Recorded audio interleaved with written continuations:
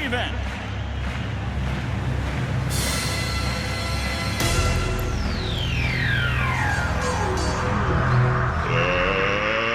Let's get ready to rumble!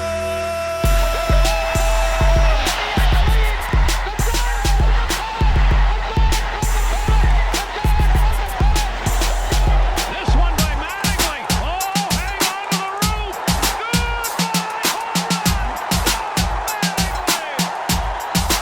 Montana looking, throwing in the end zone. 5 seconds left in the game. Do you believe in miracles? Yes! Little roller up along first. Behind the man. It gets through Buckner. Here comes Knight and the Mets win it.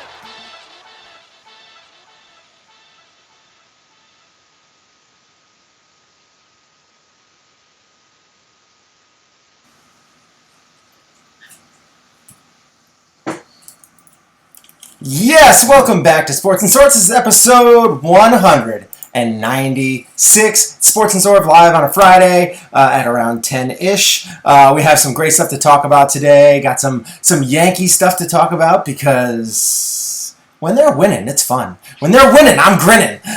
That's stupid. Anyway, we also going to talk about Kenny Stills and some Donald Trump stuff and Stephen Ross. That's his name, right? That's the owner of the old... Yeah, I can't hear you. You're on mute. This is really going well today. Boss Ross. His name. We'll also talk about maybe a little... I can't hear you. You're on mute. Yeah, there's a little Summerslam stuff maybe to talk about later on in the show. I do want to bring up The Boys one more time because I have actually finished the whole season. I don't know if I finished it the last time we talked, but I had finished it. And I think my wife did. She watched it. I watched some of it with her, and then some of the scenes I saw, I was like, wow, this is a little bit crazy. More, a little bit more than it's crazy. Yeah. It's crazy. All right, so we got a lot to talk about today. But if you want to be notified when we go live, you can hit that subscriber button. Click that notification bell so you will be notified whenever we go live. And if you enjoy the video, please give it a thumbs up. It helps a lot. Our social media currently is on our website, www.sportsandsorts.libsyn.com, and will remain there for the remainder of the month. But, however, we are no longer going to be providing this audio only on the podcast side after this show. This show is the last one that's going to be on there. I want to be able to notify everybody to let them know that if they want to find us from now on, it's on YouTube. You can also find our stuff on Facebook at facebook.com/ShaneandTheBryman. We post it on Twitter as well at ShaneandBryman. So Bryman shares it on his at @the_Bry_man. You can go on mine, which is at Einhornisfinkel. We all post all the stuff. So this way you can check us out there, but it is no longer going to be available on the podcast side. We gone.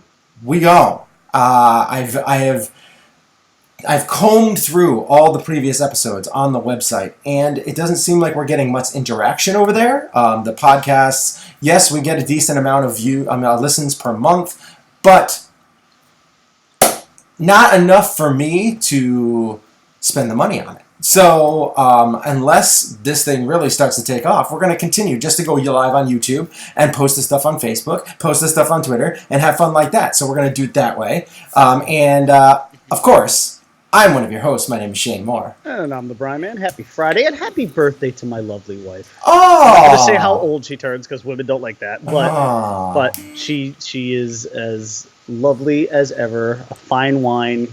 Gets better with age. So happy birthday to her. Again, no number will be shared at this time. I wish I was 25 again. There you go. There it is. Ooh, I disturbingly robbed the cradle. So how was your birthday weekend? You just turned, 42? 42. Yeah, so you and Tom Brady turned 42 together. Celebrated celebrated our 42nd together. Yeah. You have never done any tampering with footballs. So what was funny actually about that, and I know you'll probably find this a little bit surprising, but I had drinks this Monday with our friend Damien. He was in town. Oh! I think he actually either still in town or he's heading back today. I'm not sure, or this Fantastic. weekend. But yeah, we got together over at Plan B in Glastonbury for some drinks, and we talked. We talked sports, we talked politics. We did what we do. Yeah. And it was funny because Tom Brady came up because I was kind of like into you and is like, hey, I watched the show. What's that? He came up to you and said, hey, I watched the show. You do a great job. Thanks. Keep attacking me. Yeah, something like that. Oh, he didn't come up to you. He came up in the conversation. Oh, okay. He came up in the conversation. I got it. Tom Brady came up in the conversation. And it was funny because I paid Tom Brady a compliment. Which I'm sure, well, yeah, this is where you would put in the dun, dun, dun, dun, like the breaking exclusive. Yeah, that kind of sound like. That's our version of that. But because it had just been on the heels of Tom Brady signing this new contract, which extended him a couple of years, and it increased his pay for this year, and it added another year on top of that. And I said, you know what? As much as I hate the guy, as much as I can't stand him, I will say this for him: when it comes to this team and his flexibility, he's about as selfless as it gets. Yes. Now, granted, he's also 42 years old, so there's not like you have a ton of leverage. It's not like you're a 32-year-old with maybe another 5 to 7 years ahead of you. This is a 42-year-old with, well, unfortunately, maybe still another 5 to 7 years ahead of him. But you know what? The bottom line, I will say this for the guy: no matter what, throughout his career, you can say whatever you want about him in terms of scandals and cheating and crushing cell phones, whatever. The one thing he has always done is sacrificed salary to add to the team's salary cap. Yes. And he did the same thing with this contract. He extended himself another 2 years, but he saved them $5.5 million against the cap this year. Yes, and that's the kind of money that, a team like the Patriots, who may end up having some gaps, especially on a little bit on the Don't they offensive side of every the ball. year? They do, but they power through it. You know? But bottom line is, Tom. I mean, this is like if you push the negative stuff aside, one of the positive things is that this is something he seems to do. It seems like it's almost like on an annual basis. Like Tom Brady has somehow restructured his contract to give the Patriots more wiggle room in the salary cap, and he did it again. I will say that for him. I don't like him, but he does what it takes to win. He does best by the team very often. Yeah. A lot more often than other guys would do, as we've seen. As almost everyone. Everyone is the like, NFL. I got to make my money because I'm only going to be in the league for 7 years, and I got to make money. But Tom Brady's been in the league for 42 years. It seems like he came up when he was born, and he just has been in the league the whole time and just dominating.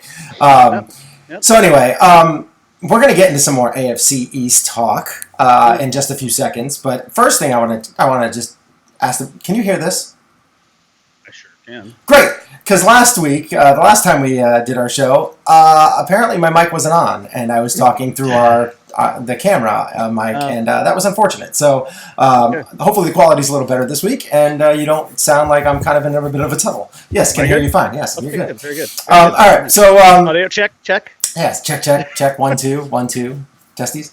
Anyway, so AFC East. Kenny Stills. He's gotten death threats after his comments against owner Stephen Ross, and and Stephen Ross kind of backing Trump and having this big convention for him. That's like fundraiser. Fundraiser for for obvious reasons. It's a $250,000 a plate fundraiser in the Hamptons. Yeah, $250,000. Big time. And Kenny Big Stills league. came out and, yes, it's very bigly. He's come out and has really shown his detest for Stephen Ross. He went after the boss. Yeah. So what do you have to say about it? Because, I watched a couple of videos with Stephen Ross talking about Donald Trump, and I'm just kind of like, these guys that are in this kind of air or rare air up there in this wealthy region that none of us will get to. Let's be honest, by the way. First of all, Stephen Ross is not the only owner who supports Donald Trump. Oh, no! First of all, the majority of these owners are old white guys. They're billionaires. Yeah. And, of course, they love Trump because they benefit from his tax cuts. Right, yes. So let's put it in perspective here. You know what? I mean, we all know who and what Donald Trump is. Right. That's not really up for much debate, okay? Right. But if you're an NFL owner and you're benefiting from his tax cuts, you're going to throw fundraisers for the guy, right or wrong. Now, here's where it's really tricky, though, for a guy like Stephen Ross, because Stephen Ross has been a very outspoken advocate for equality in the NFL. Yes. And I actually want to read you the quote. So, once Stills kind of went out there with his comments, basically saying, you kind of claim to be an advocate for racial equality, but then you're going and you're supporting a guy like this and you're holding a fundraiser for him. Right. How do you trying to build a wall and all that kind of stuff. Yeah. How do you separate these two things? Mm-hmm. So here's what Ross said on Wednesday. He said, "I've always been an active participant in the democratic process. While some prefer to sit outside of the process and criticize, I prefer to engage directly and support the things I deeply care about. I have known Donald Trump for 40 years, and while we agree on some issues, we strongly disagree on many others, and I have never been bashful about expressing my opinions. I started my business with nothing, and a reason for my engagement with our leaders is my deep concern for creating jobs and growing our country's economy. I have been and will continue to be an outspoken champion of racial equality, inclusion, diversity, public education, and environmental sustainability, and I have and will continue to support leaders on both sides of the aisle to address these challenges." Okay. But here's the problem, though. You have done all these and he has. If you recall a couple of years ago when all of this stuff after Colin Kaepernick with the kneeling, Stephen Ross was right at the forefront of support for his players who wanted to kneel. He had no problem with it. In fact, he encouraged it in a way. And he kind of came off as sort of a little bit of a good guy at that time. But here's the thing. As racial tensions have divided and gotten even worse in this country since that time, because you're talking about, 2 to 3 years, and every day it just seems to be that, you go anywhere on social media and Donald Trump and white supremacy are just they're just one and the same. You just can't go anywhere without it. And look, I it's hard to argue, to be honest. No. It really is. I'm not arguing with you here. I know you're not. But it's true. And so I understand wholeheartedly what Kenny Stills is doing here. I think it also sort of falls under that, well, that's a bold strategy, Cotton. Let's see if it pays off for him, because you are calling out your let's be honest, you're calling out your boss in a very public way. Yeah. And I will say that. But you know what, though? We live in that era now where athletes make a ton of money, and they can kind of afford to do stuff. Kenny Stills is making money, but is he? Yeah, but he's making, if he's smarter with his money, he's making enough that he could afford to call out his boss, get fired, and probably not. It's not like he's ever been great. I don't even think he's had one 1,000-yard season. No, I don't. No, I think 9-something is his high. And that was years ago. That was like with the Saints or something like that, right? No. That was actually with the Dolphins. I think he did like a 900 and maybe 10 touchdowns. He had a 1 year that was pretty standout-ish. Yeah. But yeah, no, he's not. I don't think he has quite gone into the echelon that you thought maybe he could when the Dolphins made that trade with the Saints. Right. But he's a good player. He's not a great player, but I also think that he's the kind of guy with his game, which is predicated on speed, and with his youth, that if he was to get cut by Miami, which they will not do, by the way, because that would be a really bad optic. But he's a guy who would get a job pretty easily. Yeah. And in fact, there would be an owner who would come out and say, I wholeheartedly support Kenny Stills and everything he's saying, and I'm proud to have him. I could see the Bills gobbling him up. They need a decent wide receiver. And if you look at what Ross said, Ross never said anything about Kenny Stills here. He didn't even say anything about whether or not he supports his players' rights to mouth off to him, basically.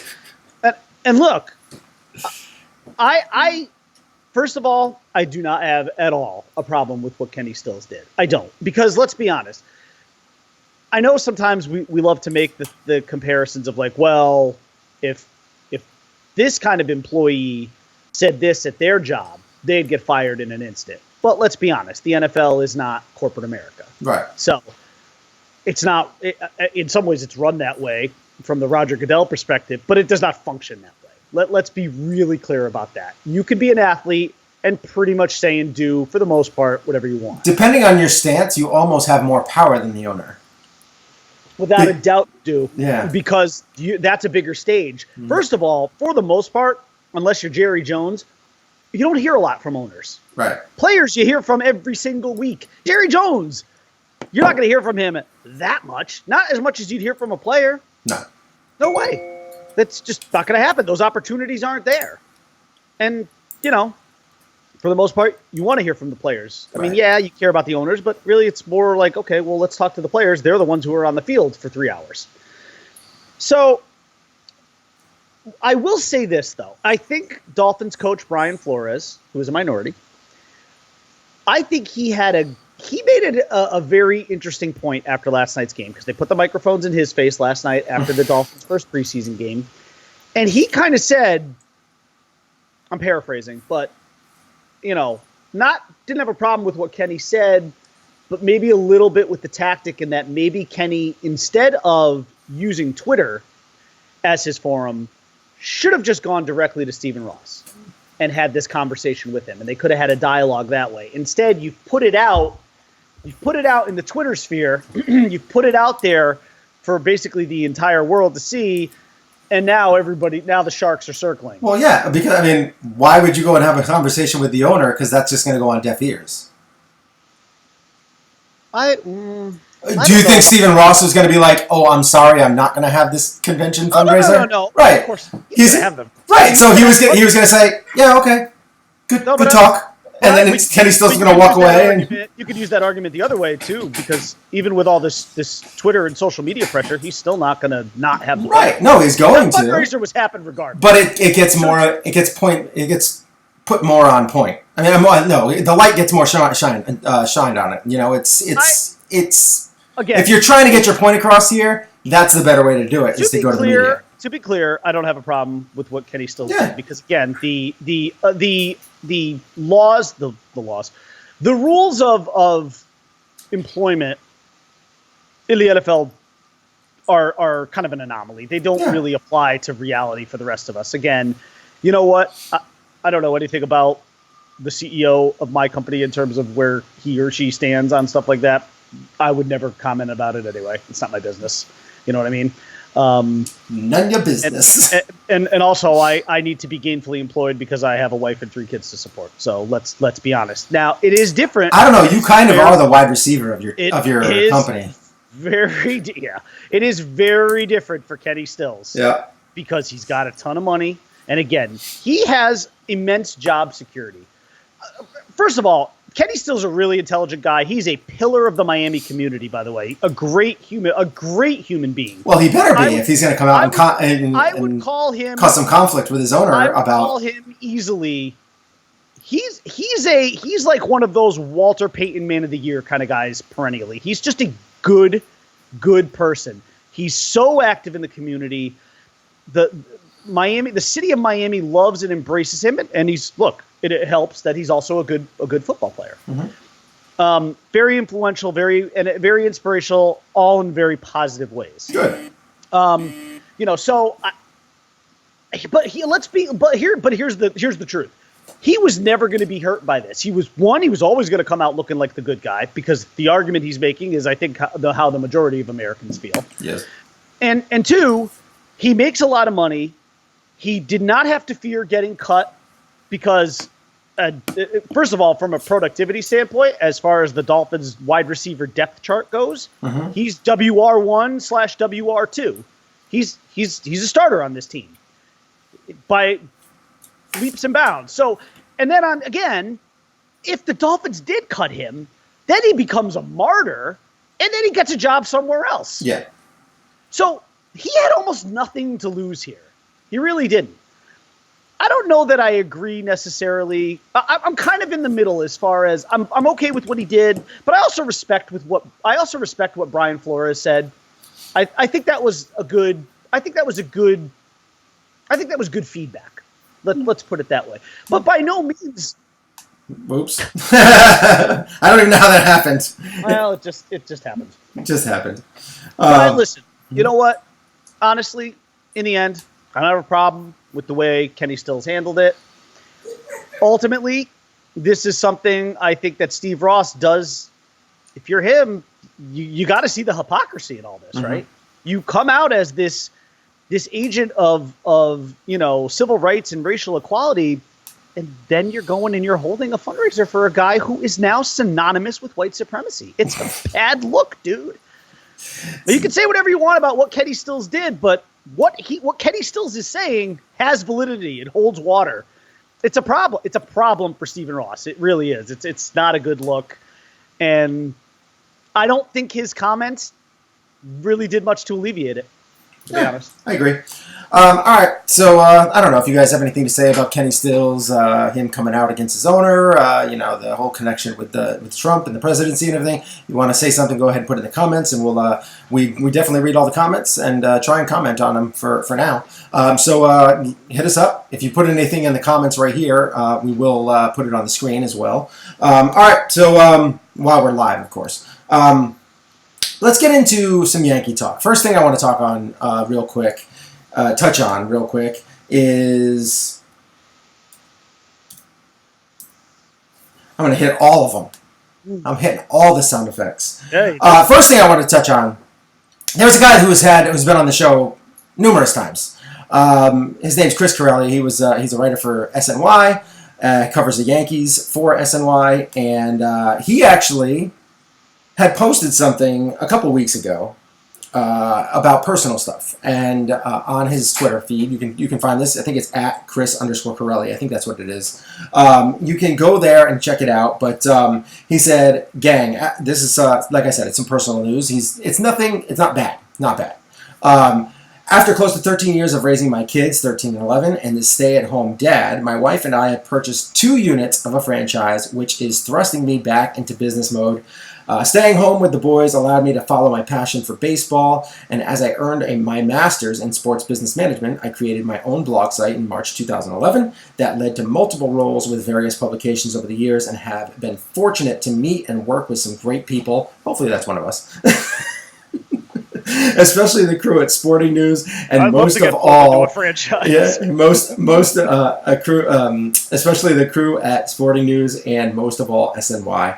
And due to the new business, I will be taking a significant step back from my writing for SNY.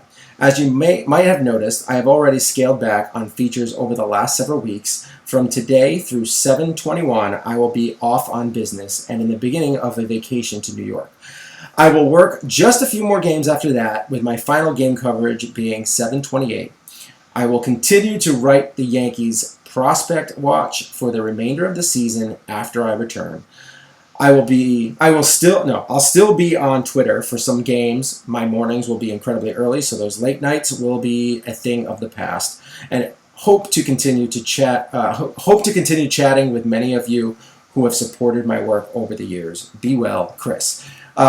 Congratulations to Chris on him getting a couple of units, some kind of franchise. I don't know what franchise that is. I'm excited to find out because I'm sure he'll post about it later on. Buy the Yankees? What's that? Did he buy the Yankees? Maybe. Doubtful. I don't know what kind of coin he's got, but Not that. Yeah. I don't think it's that kind of coin. I don't know if it's that kind of franchise either. I think it's more of like a Starbucks franchise or something like that. There you go. Yeah, something along. I don't know what kind of franchise, but I wish him the best of luck. We will still try to reach out for him from time to time because we do. Yeah, he's got a great opinion on sports, and we also, now that we do sport. Well, we've always done sports and sorts. We could also find out what he's doing for other stuff, maybe down the road whenever he's available. I mean, obviously he's going to have a different schedule. Oh, maybe a couple of Dunkin' franchises? Oh, the Bry Man. Trying to... Pumpkin spice for life. So yeah, we wish him the best of luck, and we still, I'm still going to follow him and retweet his stuff from time to time, because like I said, we really respected his opinion, and Yes. it wasn't always in tune with ours, which is good. Sure. I enjoy that, and he had a valid argument for his opinion. We had valid arguments for ours, so it was always good. And we always came to terms. Our main goal was to root for the Yankees and hopefully see them win a World Series. So wish you the best of luck, Chris, and we hope that these franchises take off and you get back into business mode and do well. So congratulations on that, and we wish you the best of luck going forward. He's a handsome fellow too, so aesthetically pleasing.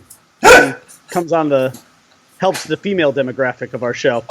But no, we do. We wish him best. He's a great guest. I love hearing his opinions. And actually, I was kind of thinking the opposite of what you said, is that a lot of times, every time he talked, I was like, wow, he really syncs up with the way I feel. Mm-hmm. But smart guy, can tell how much he loves baseball. And I enjoy, because when I'm watching Yankee games and I'm on Twitter, because I'm usually doing both of those things at the same time. Uh-huh. I mean, I'm always looking at his comments, and I find myself frequently liking them because I'm thinking, like, wow, he channels sometimes a lot of what I'm thinking. Yeah. So, I think it was funny after the trade deadline when the Yankees made no moves. And, I think he had some pretty strong opinions about that, and I think he and I were. I think a lot of us were all in the same boat about that. To be honest, when that trade deadline passed and nothing happened, I was kind of like, what on earth are they doing? They need a starting pitcher. What is going on? Like, I was freaking out. I was mad. Like, I actually just stepped away from watching games for a couple of days because I was like, I can't. Like, I'm so infuriated that Cashman did not go out and make a move at the deadline, and then you find out like there was nothing to be offered, and then the Astros stepped on our throat with getting Greinke. Like, I was like, really? And come on! I think the best thing that could have happened to Brian Cashman in the wake of this is a 9-game winning streak. Not just a 9-game winning streak, but the Yankees are pummeling people right now. And they're doing it with their B- lineup. Yeah, and I wanted to get into that. So before let's get right into the Yankees now. So the last time we did the show, I think it was the last time we did the show, the Yankees lost 3 of 4 to the Red Sox, and the Bryman was making some strong predictions about... some out there predictions, which have clearly backfired. So strong predictions that the Red Sox were going to come back, they were going to make this, they were going to do a massacre, and they were just going to... Although for those of you who know me and believe in the power of reverse psychology, this is working out exactly the way I thought it would. So...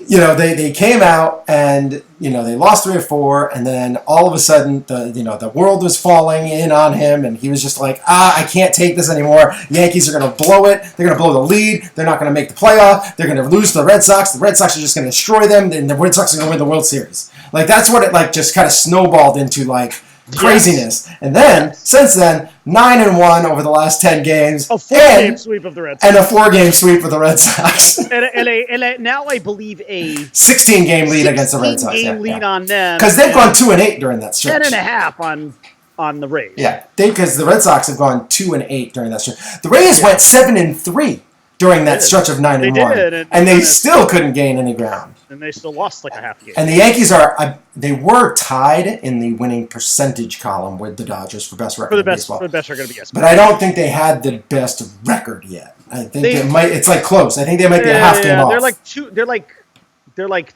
2 games. They're like 2 games behind them in the win column, but 1 game ahead of them in the loss column. Right. Yeah. I think the Yankees are still sitting on 39 losses, and they're the only team in the league with only 39 losses. Everyone else has 40 or more. Yeah. So they've lost the least. So all that happened. All that stuff happened. What's your thoughts now? Well, okay. It's certainly different, I think, on the Red Sox front.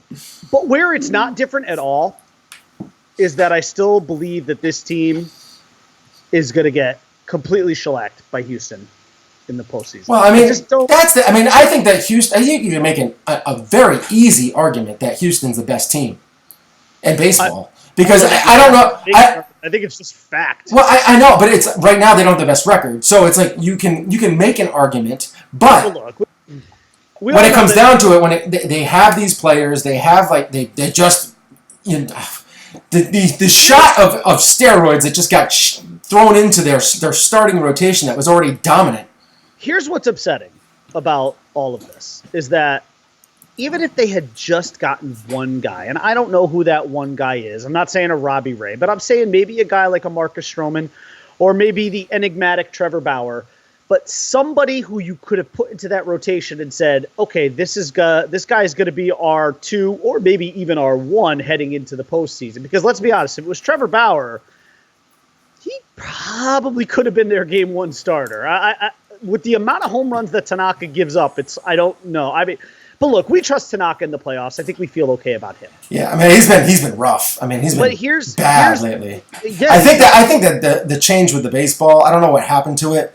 But well, there's something. All pitchers. Yeah, I think it's really affecting his slider, except which for is Garrett rough. Cole and Justin Verlander, who are just right. Yeah, they're kind of they have a more. I want to say they have a more versatile repertoire though. So like I think for him, for Tanaka, power pitchers. Tanaka needs that slider to bite, and I don't think it's biting as much with this new baseball. The way that it's even giving him more home runs, giving up more home runs, which stinks. What's unfortunate to me is that the Yankees knew they had, and what hurt them a little bit too. There are 2 things that hurt the Yankees. One, the fact that the Giants got hot at just the wrong time, where they said we're going to keep Mad Bum, and in fact we're going to be buyers and not sellers. 2, the fact that July 31st Who did they buy? I don't even know. Nobody. But, yeah, the other thing too is that the non-waiver trade deadline no longer exists, and July 31st was just the hard trade deadline.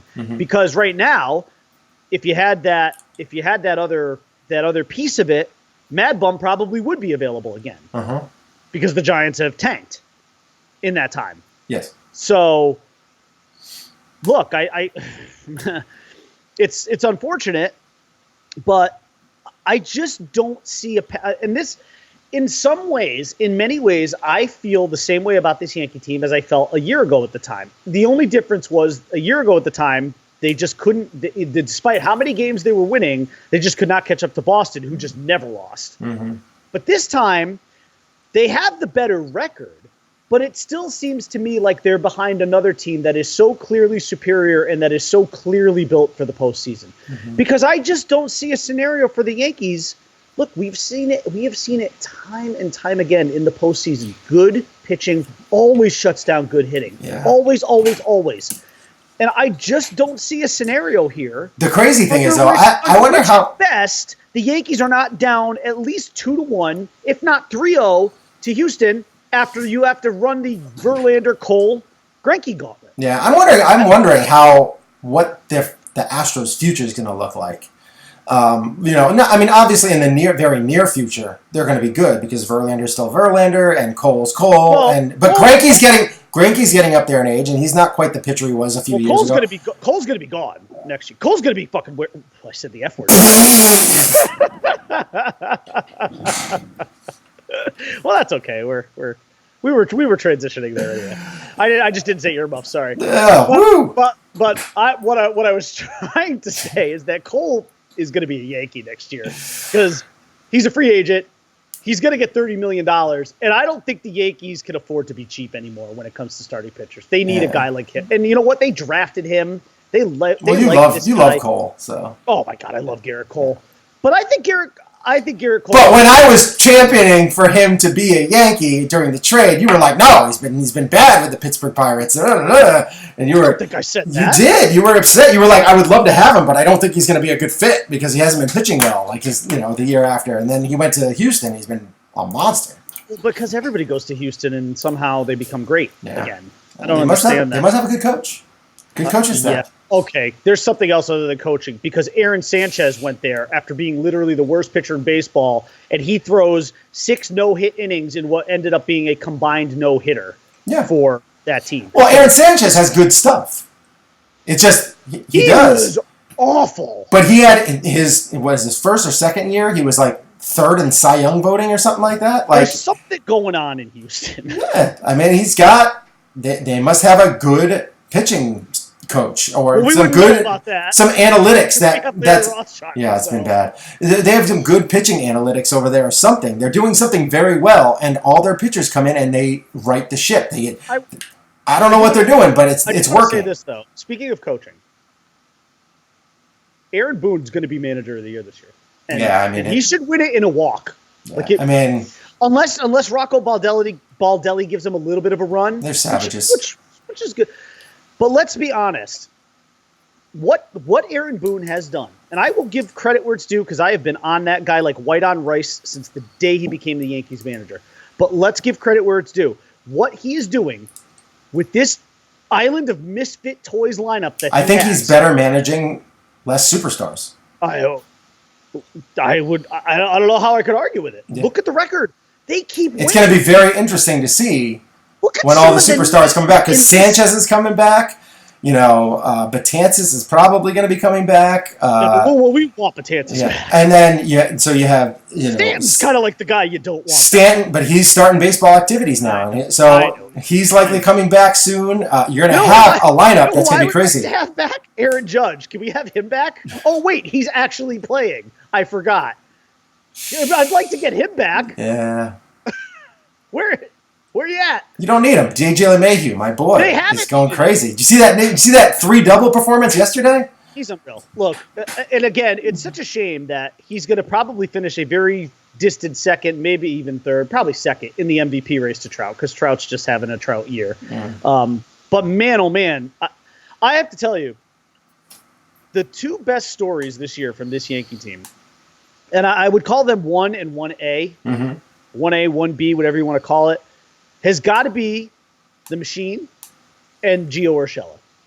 Yeah. I mean, Gio Urshela. I sent this. I think I sent a text out yesterday to the Yankee group, and I was like, I'm really concerned that we're going to hear about a positive drug test from Gio Urshela because let's be, dude, look at it is David Ortiz like. Remember when Ortiz was kind of this average player in Minnesota, and then next thing you know, he's in Boston and he's the most clutch guy you've ever seen, and he's putting up MVP-esque numbers. Gio Urshela was brought in as a defensive specialist, and the guy hits the cover off the ball. I'm not talking about home runs, but not only does he play unbelievable defense, CC Sabathia is on record as saying this is the best defensive third baseman he's ever seen. He has said that. So not only, but he hits. And you just feel like every time he comes up in a clutch situation, he's going to come through. And he almost always does. The guy's hitting well over 300. He has actually had some power in the last few games. He's had a lot of power. He's got 16 bombs on the year. I'm just saying, and he's probably going to finish with 25 or something like that. I mean, the dude is going to finish hitting above 300 with 25 homers and probably somewhere in the 90 RBI range. I mean, Gio Urshela. He does lead the team in doubles.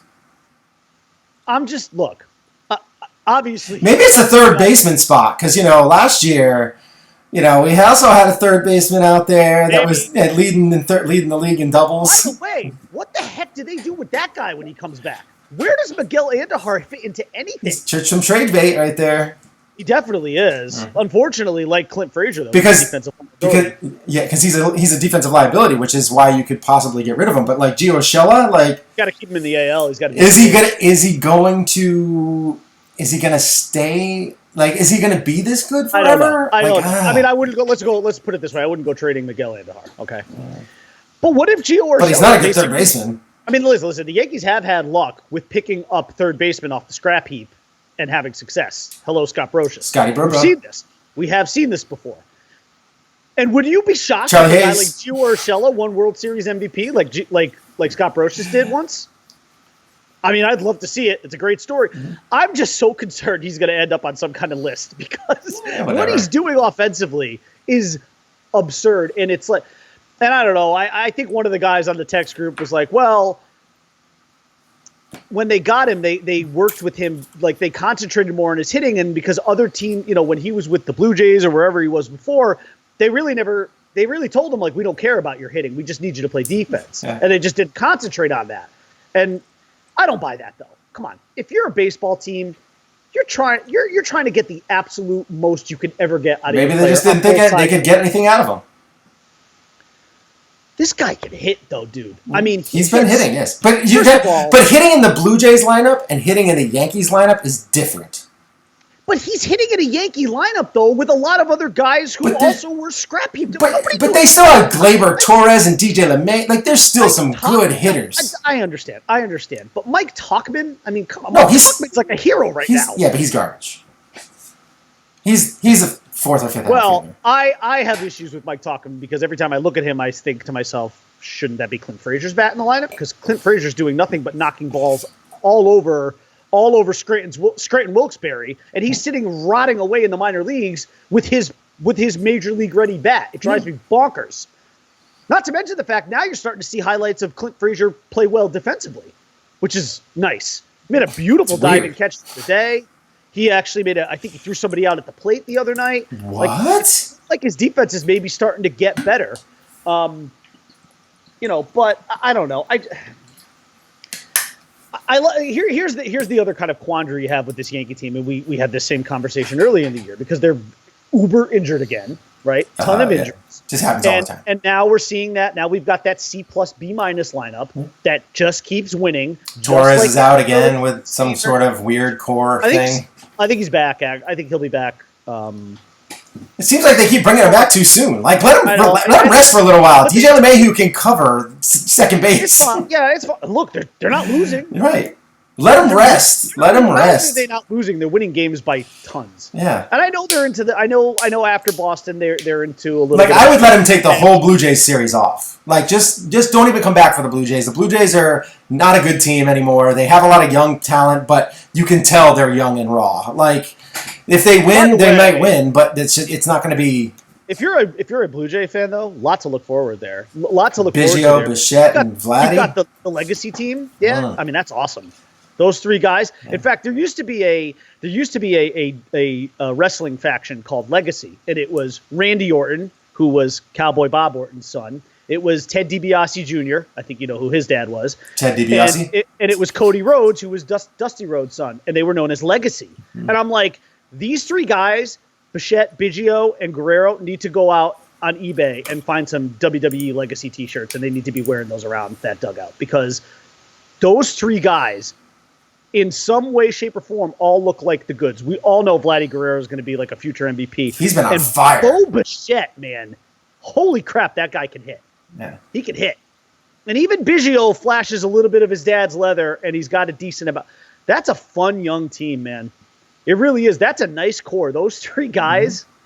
They get some pitching in that. They get pitching in that on that team. There might be something to reckon. Coming up in a couple of years, they dethrone the Rays, and I mean the Red Sox and the Yankees always have enough money to kind of really just keep up with everybody. But you need to have a core like that. You need to hit on guys like that. Like the Astros did back in the day with Biggio and Bagwell and Berkman. They had Oswald, and they had a good group that went to the World Series. They got Beltran one year, and that just catapulted them. Like they had opportunities. Pettit was there. World Series team. They had not win that World Series. Come to who did we beat them? I don't know. I don't remember. Who beat them that year? I don't even remember. Probably the Red Sox. I don't think it was Boston that beat. No, because Boston has beaten. They've beaten the Cardinals twice. They've beaten the Rockies, and then last year who'd they beat last year? The Dodgers. So no, it's not them. It's not them. I don't know. I'm not sure. I don't remember who the Astros. It wasn't the Tigers. I know the Tigers lost when they made it. That wasn't the White Sox when they won, was it? So when the Astros, they were in the National League. Well, I think they were in the National League at the time. Yeah. Maybe I don't know. That kind of. Oh, it might have been the White Sox. No. Yeah, that's what I'm thinking. Like the El Duque-led White Sox. Was it? I don't know. That's a tough one. If you guys know, put it in the comments. We'll definitely. I feel like it was 2005, which was, and I think the Red Sox won. I think it might have been the White Sox. And then I thought the White Sox won. It might have been the Ozzie Guillen-led White Sox. Yeah, it might have been. All right. If I'm right about that, I'm going to be very impressed with myself. Yeah, I'll be impressed with you. Where's Damien when we need him? Yeah, no, seriously. Come on, Damien. He's probably doing back-to-school stuff, getting ready. All right, so we've been having a great season. I mean, this is you can't really say anything too much negative about this team right now, except for all the injuries. But hopefully they'll be all healthy when they need them. Sanchez is supposed to be coming back on Saturday, which is tomorrow, and then obviously we're just keeping our eye out, ready for the other guys. Stanton is doing baseball activities, which doesn't mean anything. I don't know what's keeping him out so long with the sprained PCL. I haven't had a PCL in 20 plus years. And I was able to play after that, so I don't know what the deal is with his sprain. I know sprains can be kind of bad, and they can kind of linger, which stinks, but this is just weird to me. Like, for someone who's like typically a DH, yep. I'm not really sure what's going on, but it's been lingering for a long time, and it's been kind of aggravating. So, you have all that, and it's just been a fun ride. Wish the rotation was a little bit more solid, but they just hit and they keep coming back, and they're never down. They're never down and out. Like they always seems like now this year, unlike last year, like if they get down by a few runs late and they had a lead, or even if they didn't, you're like, there's still a chance, because somebody comes up like LeMahieu or Talkman or Hicks or Gardy or somebody comes up, knocks a base hit, and you're like, all right, next guy comes up, hits a double, and it just rolls like that. I think the key to this team possibly doing anything is going to be what happens with, and I'm not going out on a huge limb here, whatever happens with Sebi and whatever happens with Betances. Because I think, let's be honest, no matter what happens with the Yankees, starter to starter, they do not match up with Houston. Their only chance of beating Houston is with an impeccably strong bullpen that ends up being lights out. Now, we've seen the formula for this because the Royals did it, and they won a championship doing it with the strongest bullpen in baseball. The Yankees are going to have to replicate that, and they are going to have to continue to hit in the postseason if they want a chance of beating Houston. Right. And my guess is that both of those guys probably end up in the bullpen, because I just don't know if you can string together enough starts for Severino to actually throw him into the rotation. I don't know if I trust him in the bullpen though, because he's not a. I trust. You know what? Because when he gets into that throwing ball mode, it's bad. It can be bad. Like, he misses the zone, and then he gets in his... Like, you don't want that out of a reliever. You don't have 6-7 innings to kind of fix it. I just think that maybe when it comes to Sevy, you do the starter thing, you throw Chad Green out there for an inning, and then you let Sevy go 4 or 5 innings. That would work. That could possibly work. That's, I think, the role that he... I like that. That's the role I think you need to look at with him. Yeah. But I like that, too, because 4 or 5 innings for him allows him to empty the tank. Yeah. Like, maybe he throws 60 to 80 pitches, and he can just let it fly. Yeah. And let's be honest, the one thing that we hope at this point, guys have pitched in God knows how long, is that arm healthy. should be strong. He should have bullets. You never know. Some people come back and they're tentative, like he did the last time. Like, when he came back and he had a little bit of an arm injury, he's like throwing like 93. Like, you were like, you can't do that. You're not that good of a pitcher yet. As far as Betances goes, he needs to be Betances. They need him to be the guy he was last year at the end of the year, who was just lights out, untouchable. They need that guy again. Yeah, and that's going to be their. That's going to be their. That he's and just a healthy been resting. lineup is going to be their only chance against Houston. Yeah. And a little bit of luck. I'm sure you always need luck to win the postseason. You got to win 11 games. It's not. I mean, it's not quite winning an NBA title or a Stanley Cup, but you need luck. Winning 11 games in the postseason is not the one good thing that I think that it's nice to avoid is that wild card game. Yes. That's nice to not even have. Never want to be the one and out. I mean, it's nice to get there, especially if you're an upcoming team. It's exhilarating in the sense that that was electric when we went there a couple years ago. It was unbelievable. That was electric. That was amazing. And they've won the last 2 of those that they've had to play, but you'd rather not be in that position, right? Because emotionally, it takes a toll, and then on the team. You're playing a series in one game. Yeah. It feels like 7. It's game 7. Mm-hmm. Yeah. So emotionally, you've already exhausted yourself because you feel like you played 6, and now you're in game 7, 1 and done. Word. All right, so that's pretty much it for that. We touched on the Yanks, we touched on Kenny Stills, we touched on Chris Corelli, who, again, we wish him the best of his franchises.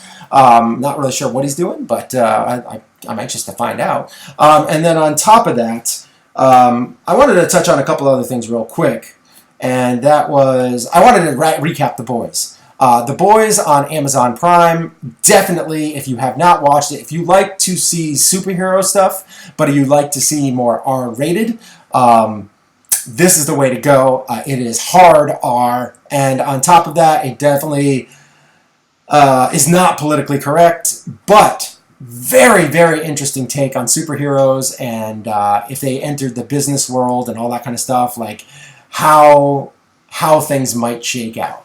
It is pretty insane. Highly recommend it for those that like that kind of stuff. If you like, Bryman loved the movie Brightburn, which is a different take on Superman. This is also like that. It's a different take on Superman, like a more scummy, shady kind of Superman, but you don't really know. You're not really sure which way he's going, like, which is kind of cool. And then you have like the Aquaman, you have like a guy who's invisible, you have a guy who doesn't speak in Black Noir, you have this new kind of upcoming superhero, I think her name's Stardust or Starlight or something like that, and she's an interesting character because she really has all this hope. You have a Wonder Woman type character. Like, it is really cool and very interesting. Like, they have like the Hall of Justice, like where they come and meet, and their conversations and what they do in there are absolutely, it's just a tremendous show. I highly recommend it. Watch the whole thing. I cannot wait for it to come out. They're already filming season 2, and it's going to come out basically a year from the date that this one released. But they're already filming it and really enjoying it. So I can't wait. I can't wait to see this again. I'm so sad that I ripped through it so quick, but it was so addicting to watch. Like, you didn't want to stop. Once you watched an episode and it came to the end, you're just like, I have to watch another one. Like, it's almost like Game of Thrones in that way. Like, that's why I binged it towards the end. Is that you got to you got to an episode, and you're just like, oh, I gotta keep watching. And, so make sure that you have some time to watch it. But it is really exciting, really good show, and very inappropriate / not PC. As the Bry Man said, his wife watched it, and he caught a little bit of it. And what did you think? What I caught, which was very brief, I was just like, whoa, this is a little racy here. These are not superheroes. These are bad people. They're bad people who are superheroes who save the world, but how they do it. You know what it reminded me of? Maybe I mentioned this. Well, I think I mentioned Watchmen? this. Yeah, was it The Watchmen? Greg Kinnear. Or no, not Watchmen. Mystery Men. Mystery Men, yeah. Greg Kinnear's character, who was a hero, but he was like a sponsored hero, and he saved people, but his motives for it were good. It was really more it was really more self-fulfilling. Yeah. So. Yeah, it's good. It's a good show. It's a really good show. But highly entertaining. Worse than that, though. Oh, it's hard R. I mean, it is a hard R movie. Like, it's, yeah. Like, oh my gosh, like there's some of the scenes are so hilarious, but then then it gets really kind of awkward, but then it just came off.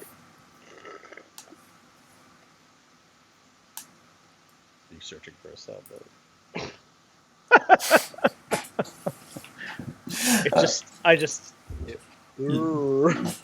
No. All right, so yeah, highly recommend The Boys. Definitely check that out. Anything that's coming out soon that you want to see? I'm going to see that Scary Stories.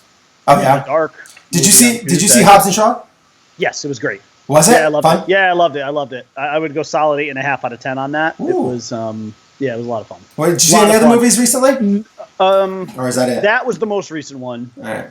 I haven't seen that one yet, so I did just buy Brightburn on digital. Because as soon as that came out, plus I had like a $3 credit on Vudu, so I'm like, all right, I'm getting that. There's a couple movies on my list to watch. The Curse of La Llorona, I want to watch. Horror movie, looks cheesy and fun. Yeah, that's pretty much it though. But I'll let you know how that Scary Stories to Tell in the Dark is. Cool. On that as far as some other stuff that I've been watching, is like YouTube stuff. I've been watching a lot of YouTube golf stuff. I've been playing a lot of golf this year, which has been a lot of fun. My son, I just went out and played 18 for the first time with my son, who is 11 years old, and he's a lefty.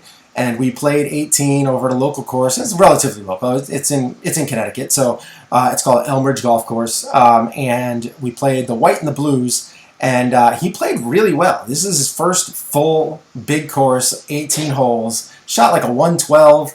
Played really well. He had parred one hole, had a couple of bogeys on a couple other holes. Very impressed, and he just had a blast. And then, so my father, his grandpa, I saw the video of his grandpa Jeff, actually. So you know how like you let some people play through sometimes when you're playing a little slow. Like we had, my son who's it's going to be tough for him to keep up. We had a foursome, so we were just kind of there was a twosome behind us. We were going to let them play through. So I said, hey, go ahead and play through. And this is after Cameron hit a smoking drive right down the middle, did a great job. And the guy stepped up after that. We're already away. We're like probably like 100 yards down because. One of the guys, I think maybe both of them, my father and his friend, they pulled the ball over into the tree line, and so we were waiting for them to hit, but then we saw them up, so we were letting them play through. Well, the first guy hits a ball, and it goes right towards the tree, right where like they are. It hits a tree and falls like right next to them, right, like so right next to them. So Grandpa Jeff goes and lays down right next to the guy's ball and pretends like he got hit with it. And my son is like, is he doing that? Is he really, he's going to do that? He's just going to lay there, he's going to pretend like he got hit? He's like, oh my God, this is going to be hilarious. He's like watching the guy, he's like, oh my God, this is going to be crazy. Can you do this? Can you actually do this? Is he going to do that? Is he going to be mad? What's going on? Like, I was like, settle down, Cam. Settle down. Yes, he's going to. So then the guy pulls up to us and he's like, oh yeah, I saw that. I saw your drive, and like, because he was talking about my son, he's like, I saw your drive, and so I really had to muscle up to try and hit one just as good as you. Yeah. And I shanked it into the woods, and then he goes and looks and sees, Grandpa Jeff down there, and he's like, and he starts laughing. He's like, ah! And Grandpa Jeff gets up off the ground and sees him. He's like, yeah, just joking, just funny. It was a lot of fun. So it was in good fun. Wow. So his first instinct was to laugh though when he saw the body on the. Yes, yeah. So because he knew he hit it into the tree up top and it fell down. So okay. It was like he was just It was so because I was kind of smiling too. So I pointed down like when he was like, I was like, and he looked at me and starts laughing. Yeah. So it was a good time. It was a lot of fun. Cameron had a blast, and we're gonna try and play another 18 next week as well. This time with Mimi and Pop Pop, and we're gonna see how it goes over on their course, which is Great Neck Country Club. So the greens are faster. He's played there. Not a full 18, but he's played like several holes multiple times over there.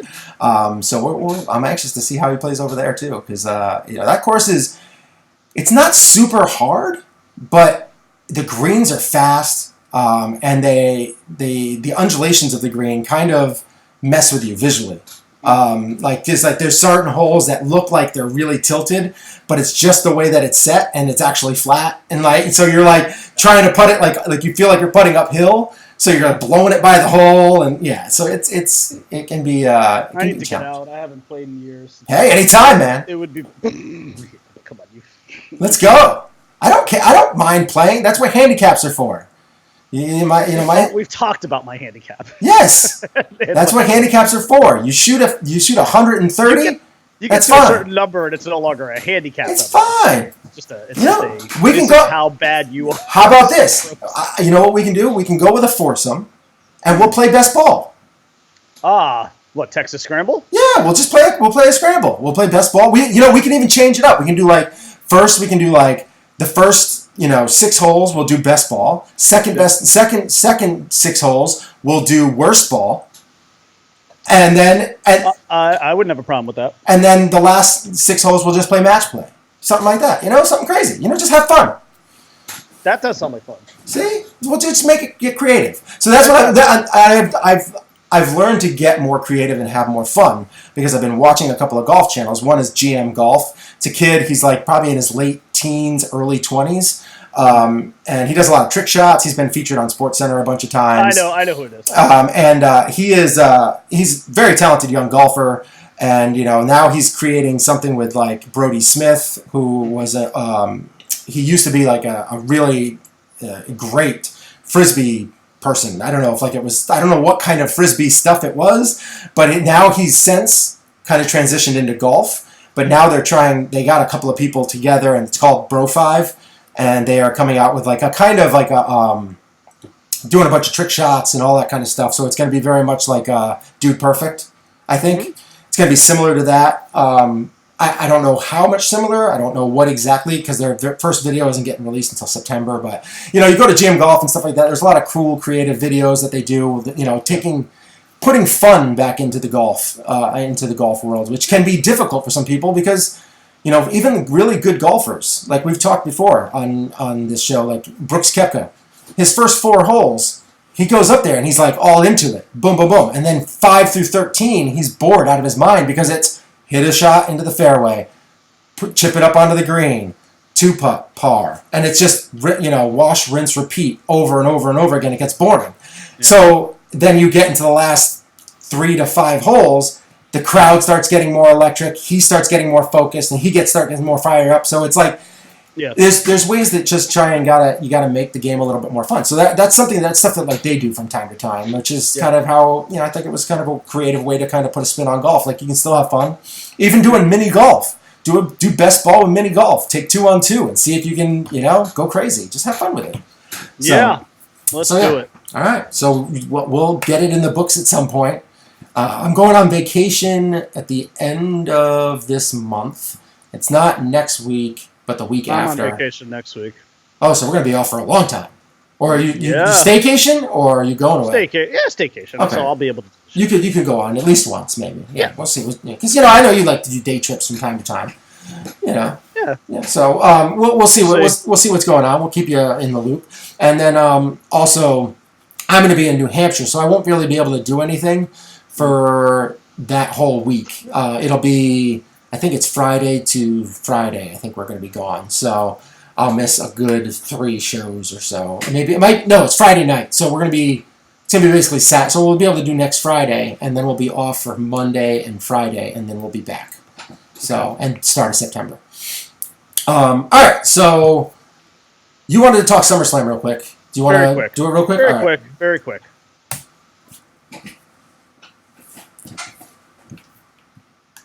They did by the way, they did the WWE 2K20 video game that came out with the commercial, and the commercial was awesome. Actually, Hogan's featured in it. Oh yeah. And yeah, it's pretty great. It's actually a pretty great commercial if you want to YouTube it. It's really cool. And Hogan is very much featured prominently, so it's pretty awesome. Yes, so SummerSlam. The biggest event of the summer this Sunday. I don't even know where this SummerSlam is. Oh, it's Toronto. Yeah. It's Toronto because next year is Boston, so it's Toronto this year. Bigger matches on the card. Brock Lesnar against Seth Rollins for the Universal Championship. I suspect Brock Lesnar's winning this. They just put the belt back on him. I don't think they're going to throw it back to Seth Rollins. But WWE Championship. Kofi Kingston defending against Randy Orton. I suspect Kofi will retain. A very interesting match because it's Becky Lynch, who is the Raw Women's Champion, the man, against Natalya in a submission match for the Raw Women's title. And what's interesting about this, though, is that this is in Canada, and Natalya is from Canada. Ooh. So she will have home court advantage. But they have done such a monster push behind Becky Lynch that even with it being in Canada, they're being supportive of Natty. I just don't see the man losing here. I suspect she walks away with her title. Another interesting match, also some Canada stuff going on here. Charlotte Flair against a legend, Trish Stratus, who's... Wow, she's back? Not really. I mean, she shows up every now and then. I don't really know what the impetus was for this match. Does Stacy Keibler and Tori, whatever her name is? I think Tori... No, they're all gone. Yeah. They show up every once in a while for like reunion shows and stuff like that. But for the most part, I think, again, this was one of those situations where Trish is in Canada, so it was convenient. They could make it happen. This is an interesting match. I suspect... Did she end up being a good wrestler? Trish Stratus? Yeah. 7-time women's champion. But that doesn't mean anything. I mean, there was a point in time where, I mean, her and Lita ended up, I think, right? Really? They were the ones that pioneered that? Very much so, yes. And yes, she was good. Yeah. She was very good. And she was very attractive, which didn't hurt. I think in this match, I don't think you want to ding the Canadian crowd twice. I don't think you want to saddle the Canadian crowd with 2 home losses. I don't think you want Natty losing and Trish Stratus losing. I actually think Trish maybe wins this. It's one of those legend matches. It doesn't hurt Charlotte Flair in any way, shape, or form to lose this match. So, Kevin Owens versus Shane McMahon. Kevin Owens' career is on the line. Kevin Owens is winning. Shane McMahon's not beating him. Goldberg is showing up to take on Dolph Ziggler. Goldberg's going to win that match. Who's Dolph Ziggler? Dolph Ziggler. I love Dolph Ziggler. He's been around for a long time. Blonde hair guy, in great shape, great technical wrestler.